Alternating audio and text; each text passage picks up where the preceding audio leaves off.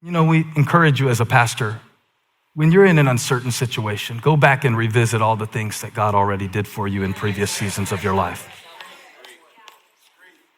Maybe God brings you back to Bethel sometimes just to remind you of when you killed it, when you're struggling. And maybe God brings you back to Bethel sometimes to remind you of things that you accomplished that really defy your educational background or your pedigree or anything that you were taught or trained to do.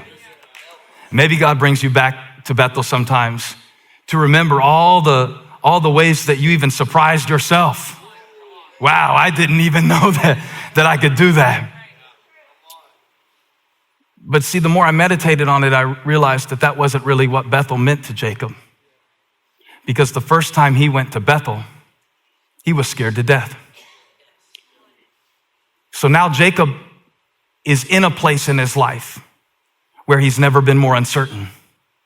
And God leads him back to a place where he had never been more uncertain. And when he is in need of the greatest faith, God takes him back to the place of his greatest fear. The first time that Jacob went to Bethel, he had no idea what would happen next. His brother wants to kill him. His uncle is someone that he has never been exposed to, he's only heard about.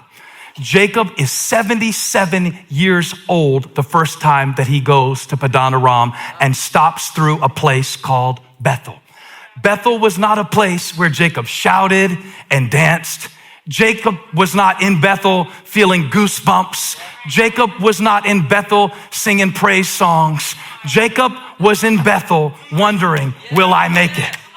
And so now God says, in the season of your life, and I'm preaching to somebody where you have no idea how you have enough to defend yourself from the attack that's happening, because you've got a lot on you right now. You've got a lot on you. Some of it is your fault. Some of it is decisions that others have made. And none of it is anything that you have ever experienced, because you are the oldest that you've ever been. And you have never progressed through this season of your life, this stage of your development. You have never been through this emotional place before.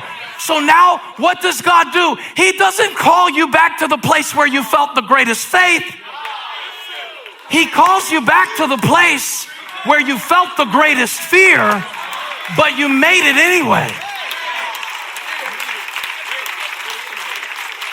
To remind you what it really felt like when God revealed himself to you. Because we whitewash our understanding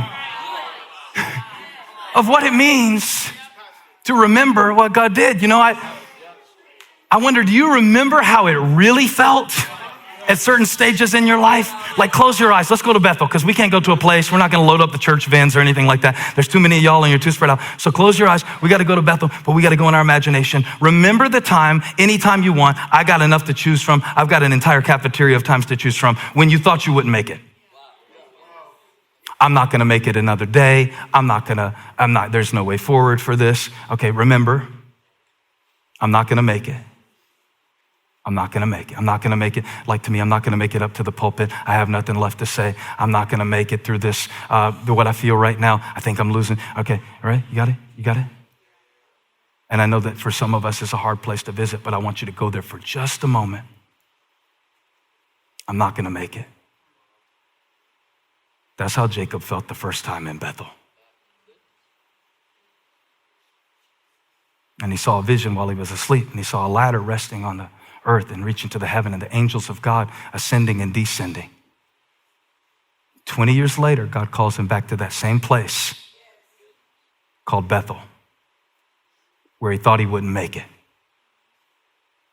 And you thought you wouldn't make it. On the inside, everything was telling you, you're not going to make it. You're not going to make it. Open your eyes. You did. No. You did. And Jacob is now instructed to build an altar in the place of his greatest fear. And that's where God calls you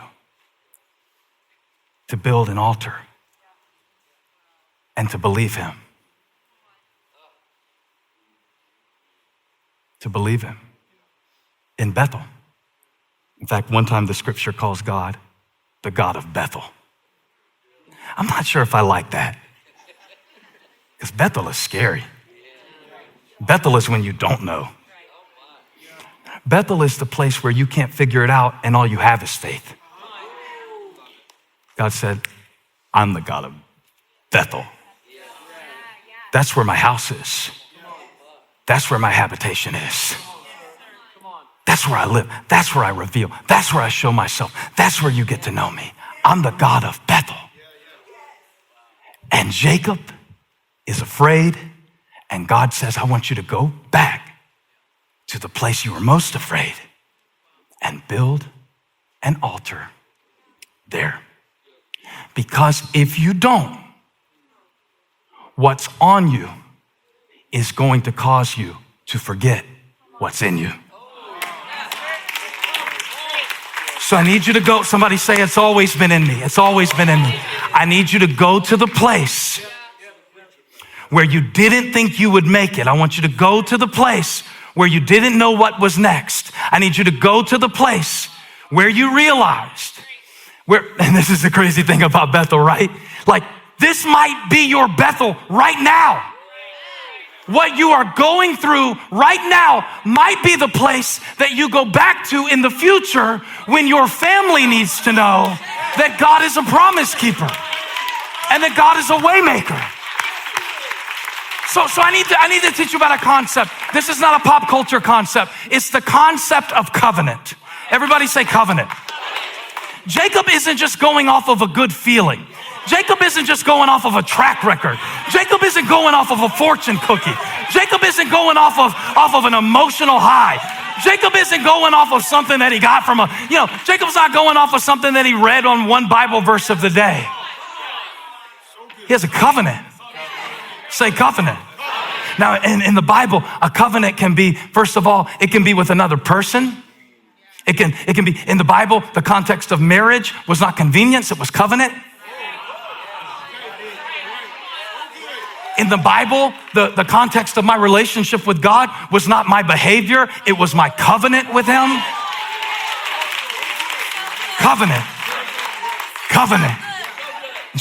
Jacob is moving, not in certainty, he's moving in covenant with God. You know that the relationship that I have with God is not based on the same covenant that Jacob had. Jacob had a covenant with God that God will be with me. And that's awesome. How many thank God that he's with you? That's awesome. But look what happens. On our end of the bargain, we can't keep that up. Oh, so you followed God perfectly through every season of your life. Of course in the valley you faint. Of course in the hard times you get led astray. Of course your heart is drawn to other gods to worship things that you can see instead of the God that you can't see or figure out. So God said in Jeremiah 31, this is what he said in Jeremiah 31. He said, I'm gonna give you a different covenant. These days are coming, declares the Lord, when I will make a new covenant with the people of Israel and the people of Judah. It will not be like the covenant I made with their ancestors, that's Jacob, when I took them by the hand to lead them out of Egypt, because they broke my covenant, though I was a husband to them, declares the Lord. This is the covenant I will make with the people of Israel at that time, declares the Lord. I will put my law in their minds and write it on their hearts. That's the inside for what the law was powerless to do, in that it was weakened by the sinful nature.